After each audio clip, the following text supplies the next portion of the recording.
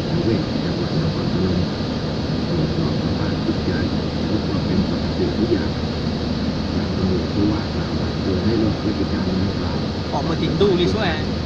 ซึ่งนายสากลก็รับปากว่าจะไม่กินเนื้อสัตว์ดิบเป็นอันขาดแม้ว่า เอลินตี้เหลือซื้อ เขาบอกอนุญาตให้ทานอาหารราคาแพงกว่าผักเพราะกลัวจะถูกจับเข้าคุกขณะเดียวกันท่านนายอำเภอเมืองนครพนมท่านก็เปิดเผยถึงแนวทางการแก้ปัญหาของนายสากล Iya, tadi nabi gue ว่าจะ tapi เร่งประ memang สาน ya. กับเจ้าหน้าที่สังคมสงเคราะห์และเจ้าหน้าที่จัดหางานจังหวัดเข้าไปดูแลเรื่องความเป็นอยู่รวมทั้งจัดหางานให้นายสากลได้มีงานทำจะได้ไม่ต้องมากินนอนในป่าช้าอีกต่อไปที่โรงพยาบาลจิตเวชนครพนมราชนครินทร์ผู้สื่อข่าวก็เดินทางไปดูอาการของนายสากลที่ถูกส่งตัวมาบำบัดอาการทางจิตโดยมีเจ้าหน้าที่เฝ้าดูแลอย่างใกล้ชิดก็พบว่านายสากลมีอาการปกติเหมือนคนทั่วไปยิ้มแย้มแจ่มใสพูดคุยกับคนอื่นๆอย่างสบายอารมณ์เมื่อผู้สื่อข่าวเข้าไปพูดคุยด้วยนายสากลก็บอกว่าเห็นข่าวและรูปตัวเองที่ลงหนังสือพิมพ์แล้วชอบใจมากขอให้อัดรูปเผื่อด้วยนะจะเก็บไว้เป็นที่ระลึกตอนนี้อยู่ที่โรงพยาบาลสบายดีไม่ต้องการกลับไปอยู่ข้างนอกอีกส่วนเหตุการณ์ที่เกิดขึ้นยอมรับว่าทำผิดทำไม่ดีเพียงครั้งเดียวพอต่อไปจะไม่ทำอีกว่าอย่างนั้นด้านนายแพทย์จุมพจน์พรหมศรีดาผู้อำนวยการโรงพยาบาลจิตเวชจะต้องส่งตรวจแบบทดสอบทางจิตอย่างละเอียดเพื่อประเมินความรุนแรงว่ามีความบกพร่องทางด้านไหนบ้างระยะนี้ก็ให้รับประทานยาเพื่อบำบัดรักษาพร้อมทั้งเฝ้ารอดูอาการอีกประมาณ2 สัปดาห์ถ้าหากว่าอาการดีขึ้นก็ให้ญาติรับตัวกลับไปบ้านได้แต่ถ้าไม่มีญาติมารับไปดูแลก็ต้องหาสถานที่ให้คนป่วยอยู่อย่างชนิดที่ไม่เป็นปัญหาในสังคมหลังจากตกเป็นข่าวทุกโคมปรากฏว่าบรรดาญาติของนายสากลไม่มีใครสนใจหรือติดต่อเข้ามาเยี่ยมแม้แต่คนเดียวจากการสอบถามก็ทราบว่านายสากลเป็นลูกคนเดียวของครอบครัวบิดาเนี่ยเสียชีวิตตั้งแต่ยังเล็กส่วนมารดาถูกนายสากลฆ่าตายเมื่อปี 2531 ก็เหลือแต่ญาติห่างๆก็ไม่มีใครสนใจยิ่งนายสากลตกเป็นข่าวคนกินเนื้อศพทุกคนต่างก็พากันรังเกียจไม่อยากจะเข้ามายุ่งเกี่ยวด้วยด้านสำนักข่าว AFP รายงานข่าวคนกินศพในประเทศไทยไปทั่วโลกเมื่อวันที่ 30 มีนาคมโดยเผยว่านายสากลอดีตนักโทษชาวจังหวัดนครพนมในภาคอีสานติดดินแดนลาววัย 50 ปีถูกตำรวจจับกุมหลังจากแอบกินศพขึ้นเผาไหม้ไม่หมดหลังเสียชีวิตจากอุบัติเหตุเมื่อ 19 มีนาคมที่ผ่านมาแต่ว่าญาติพี่น้องของผู้ตายเขาไปพบเข้าก็เลยแจ้งตำรวจจับแต่ตำรวจต้องปล่อยตัวไปโดยไม่ได้ตั้งข้อหาใดๆเพราะว่ากฎหมายของไทยยังไม่มีบทลงโทษเอาผิดผู้ที่แอบกินศพคนอื่น AFP รายงานด้วยว่านายสากลเพิ่งจะถูกปล่อยตัวจากคุกเมื่อปีที่แล้วหลังจากชดใช้โทษในข้อหาฆ่ามารดาของตนเองเป็นเวลา 15 ปีโดยนายสากลบอกกับตำรวจว่ากินศพเป็นครั้งแรกเพราะความอดอยากหิวโหยมันจะหิวโหยขนาดไหนเนี่ยขนาดที่กินได้ทุกอย่างแม้กระทั่งกินมนุษย์ด้วยกันก็ได้แปลกจิตประเภทได้ขายข้าวได้ในยอดหยิบสวยเอาไปจับจ่ายใช้สวยโดยไม่คิดถึงความรู้สึกของลุงกินเลยเพื่อนบ้านก็แนะนำให้ไปแจ้งความแต่แกก็ไม่ทำไม่ลงเพราะว่ามันเป็นหลานแกก็รักน้องกับลูกชายเพราะว่าแกเกิดมาไม่เคยแต่งงานก็เลยไม่เคยมีลูกก็หวังเลี้ยงหลานชายนี่แหละแทนลูกจะบาดหูบาดได้ยังแก่เท่าจะราแต่ว่าชาวบ้านสายหน้าว่าอย่างนี้จะไปหวังอะไรอีกมันไม่มีวี่แววคนดีอยู่ในหัวอยู่ในตัวยอดเลยแม้แต่ทำกินแล้ว有你们得带你姐，带你大姐让我吃。Anh lại nhà muốn đi đánh tranh Anh lại nhà muốn đi đánh tranh này Yang gì lên bên mù Giờ đi chờ nó sẽ chuyển nhua ครับผมครับยังเกณฑ์ทหารมีคนอยากจะให้เขาเป็นทหารหวังว่าจะช่วยดัดสันดานก็ได้บ้างส่วนลุงอินก็เป็นห่วงหลานก็ไม่อยากให้เป็นเขาก็ไม่ได้เป็นจริงๆนั่นแหละเพราะว่าจับได้ไม่ได้วันนี้ก็ได้รู้กันว่าเจ้ายอดขโมยพระบูชาของลุงอินไปปล่อยเปลี่ยนเป็นเงินแล้วก็หนีเข้ากรุงเทพไปแล้วลุงอินก็เป็นห่วงสอบถามตามหาแต่ก็ไม่เจอจนต่อมาก็ได้รู้ข่าวจากพวกวัยรุ่นเพื่อนพ้องของเจ้ายอดว่าเขาไปทำงานเป็นกระเป๋ารถเมล์ ลุงอินก็คิดจะไปเยี่ยมหลานชายแต่ว่าเพื่อนหลานคนนั้นห้ามไว้บอกว่าอย่าไปยุ่งกับมันไม่อยากให้ลุงไปยุ่งกับมันอีกแล้วมันจะเป็นยังไงกันก็มันจะดูแลตัวมันเองมันขอเป็นอิสระว่างั้นลุงอินก็เลยต้องระงับความเป็นเจ้าต่อสายเป็นประจำพ่อตาก็ไม่พอใจเป็นอย่างยิ่งคนเพชรบุรีก็รู้อยู่ว่าใจเด็กไปทำรถเขาจะยอมได้ยังไงอีกอย่างช่างป่านแกก็มีเพื่อนเป็นนายตำรวจเจ้ายอดก็เลยโดนจับไปจนหมดสติอารมณ์ในห้องขังบ่อยๆแล้วก็ปล่อย tôi đầu tuần là tích hợp cái câu đấy จากคุกมาเลยและนิสัยดี thẳng ga câu đi เลี้ยง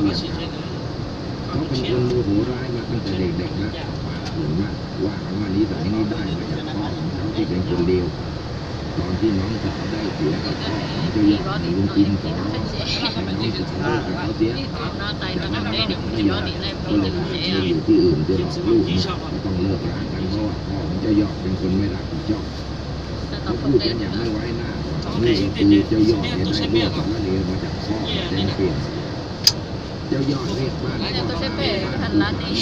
เพราะว่ารอบๆบ้านเต็มไปด้วยซากหมาตายที่พ่อตาขุดหลุมฝังเอาไว้รู้ไหมว่าหมาตายที่ตายตายแกฝังเอาไว้มันเป็นยังไงเป็นป้องกันเจ้ายอดไม่พอใจเรื่องนี้เลยหาว่าเป็นหมาจะมาไอ้เรื่องนี้ถ้ามาได้เองก็จะไม่ว่าอะไรเลยเรื่องนี้เข้าหูพ่อตาเป็นเรื่องเนี่ยแกก็บอกให้เขาไปอยู่ที่อื่นเจ้ายอดจะทำหูทวนลมไม่ใส่ใจแต่พออีก2-3 วันเมียเขาเจองูเห่าก็ร้องลั่นไงมันอยู่ที่กลางบ้านเรียกเจ้ายอดมาช่วยตีให้มันตายเจ้ายอดได้ยินเท่านั้นก็กลับโดดเข้าบ้านไปหลบอยู่หลังอื่นปล่อยให้เมียเผชิญหน้ากับงูเห่าที่แผ่แม่เบี้ยขู่พ่อตาเห็นแล้วพอดีก็เข้าไปช่วยลูกสาวสั่งห้ามอย่าให้หลับนะแล้วจัดการมันจนสิ้นฤทธิ์ตีงูตายเขี่ยไปขุดหลุมฝังดินพ่อตาเกลียดเจ้ายอดมากคิดเก่งมากดีแต่ปากมากแต่ดันกลัวงูเจ้ายอดถูกเหยียดหยามจากพ่อตาเมียของเขาก็มองเขาอย่างนิ่งๆเขาก็บอกพ่อตาว่าเขาเป็นคนกลัวงูมานานแล้วตั้งแต่เด็กๆงูไม่เข้าไปอยู่ในกางเกงล้วงมือเข้าไปไม่พูดไม่รู้ว่ามันไม่กัดนี่แหละก็เลยทำให้เขาหวาดกลัวมาตั้งแต่นั้นเขาทนไม่ได้ที่พ่อตามองเขาอย่างหยามหมิ่นเมียก็เหมือนกันเขาก็ระเบิดอารมณ์อาละวาดข้าวของโดนเมียตบหน้าขาดรถเขาจะแตะเมียก็เรียกพ่อเสียงหลงพอพ่อมาก็เกิดชกต่อยกันพ่อตากับลูกเขยผมเรียกมาพ่อตาสู้ไม่ได้เพราะลูกเขยมันหนุ่ม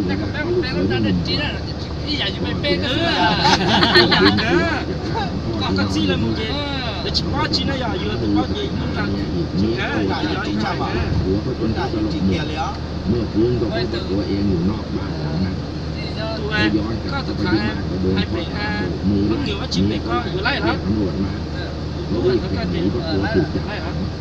เขาพยายามไปง้อเมียแต่ว่าที่ผมเมียเรียกตำรวจมาจับทุกทีเขาก็เลยมาอยู่กรุงเทพทำมาหากินก็ไม่ค่อยดีนะจบสวยเอาตามโอกาสอำนวยแต่ก็ไม่กลับบ้านนอกพอดีวันหนึ่งเจอเมียมาเดินอยู่ในกรุงเทพรีบเข้าไปหาด้วยความแค้นจะตบได้ฟันแต่คิดได้ว่าตบมันน้อยไปก็คว้าเศษขวดแตกจากเรือถนนไปกรีดหน้าเมียเป็นแผลเลือดไหลเมียตกใจร้องลั่นจะปวดมือปิดหน้าร้องให้คนช่วยเจ้ายอดเปลี่ยนหนีตัวปลิวเลยเขาโดนตามล่าตามหาเจอเป็นอยู่ไม่ได้หนีกลับบ้านเกิดตอนนี้แหละที่คนแถวบ้านได้เห็นหน้าเขาไม่ได้ทำมือก็มาขับโกรธไปโกรธมาพอเงินหมดก็ไปหามือขอลุงมาเอาเงินหมดก็ไปหามือขอเป็นเลือดกบปากเสร็จแล้วกระชากถุงเงินที่แกซ่อนเน็บขอบกางเกงเข้าไปเพื่อนบ้านก็หายไปคนไม่ได้ไปเขาจะยอดรู้เรื่องนี้ผมขู่ลงมานั่นจนแกไม่กล้าไปบอกตำรวจเขาพาทั้งสามแช่งมันที่เป็นคนอักตันยูผู้มีพระคุณก็เลยเรียกเขาว่าไอ้เจ้าคุณเจ็บใจกันมากทั้งที่ไม่ใช่เรื่องราวของตน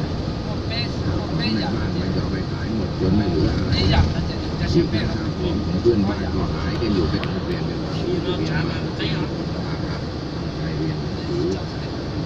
พอพักเที่ยงทุกคนก็จะกินอาหารพร้อมกันก็ทำให้เราได้รู้จักเพื่อนครูรุ่นพี่ครูท่านใดมีปัญหาอะไรก็จะบอกให้ครูใหญ่ทราบก็ช่วยแก้ปัญหาครูทุกคนก็อยู่อย่างสบายใจเพราะ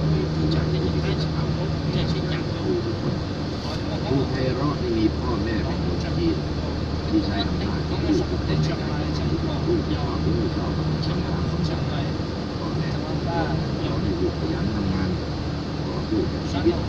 สร้างฐานะตัวเองให้เราเลยจะได้สุขสบายไม่ต้องกลัวราไพเราะในบางครั้งไม่ต้องการจะทำตามพ่อแม่ก็ต้องทำตามเขาเป็นจิตใจเป็นคนเก็บกดแต่พยายามเก็บ 昨天后边那车真正78是 คือไพเราะ 两边那，你要加看那个。 การเป็นผู้นำการจัดแต่งโรงเรียนให้สวยงามอย่างมีความรู้ระดับไหนคือไพเราะมาในตำแหน่งผู้ใหญ่ที่ปลดเกษียณคือครูที่โรงเรียนชายทุ่งแห่งนั้น10 คนหน้าที่ของผู้ใหญ่คือไพเราะศึกษาจากตำนานก็ต้องทำผู้ใหญ่ที่มีประสบการณ์ 那个但是的，我那他行为看一下白蒙古的嘛，我都要够担心。一直连到林卓湖那行蒙东西，那都比之前那把都那点88的那蒙古38给的，人家都从那个湖里，他们出来的，你反正对。 เพราะว่าเขาเป็นครูมาก่อนครูไพเราะหลายปีได้ช่วยงานที่ผู้ใหญ่ทำงานเมื่อครูไพเราะเป็นผู้ใหญ่ได้3 ปีสัญชัยก็ขอแต่งงานครูไพเราะก็เต็มใจที่จะแต่งงานกับสัญชัยเพราะว่าสัญชัยเป็นคนดีช่วยเหลือมาตลอดแต่แล้วครูสัญชัยก็ไม่อยู่บ้านเดียวกันทั้งคู่ก็อยู่กันอย่างมีความสุขการเป็นครูใหญ่ของครูไพเราะเป็นการในระเบียบมากการมาการสอนครูน้อยต้องมาให้ตรงเวลาให้ครูตั้งใจสอนนักเรียนอย่ามาคุยกันนอกโรงเรียนเป็นครูอย่าลาโรงเรียนบ่อยเพราะนักเรียนจะเรียนไม่ทันให้ครูแต่งตัวให้ถูกระเบียบครูใหญ่จะควบคุมการทำงานของครูในโรงเรียนครูใหญ่ต้องเป็นแบบอย่างที่ดีของครูในโรงเรียนด้วยครูในโรงเรียนจะรักและศรัทธาผู้ใหญ่เลยว่าในศรัทธาของผู้อยู่กับการประพฤติของผู้ใหญ่ครูไพเราะ